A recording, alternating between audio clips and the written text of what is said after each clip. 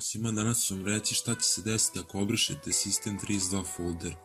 Možda ste vidjeli da neki zli korisnici interneta troluju ostale koji ne znaju mnogo o računarima i pišu uputstva za brisanje tog foldera.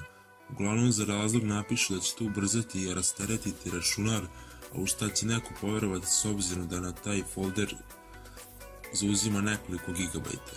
Neki čak tvrde da je i System32 zapravo malware i onda napišu korak po korak uputstvo za njegovo uklanjanje. Pogađate, već to uputstvo se sastoji od pokretanja par linija koda koji će obrisati System32 folder. I sve to izgleda skroz legitimno prosječnom korisniku, pa mnogi to i urade. Pre svega taj folder je teško obrisati jer je dosta DLL fajlova pokrenuto zajedno sa sistemom nakon što startujete računar. Ako obrišete ostale fajlove iz tog foldera koji nisu trenutno pokrenuti, možete nanijeti značajnu štetu sistemu. Velika je verovatnoća da se sistem neće pokrenuti naredni put i onda biste morali da uradite popravku sistema pomoću diska za oporavku. Taj folder je krucijalan razred Windows sistema i nemojte ga nikada brisati.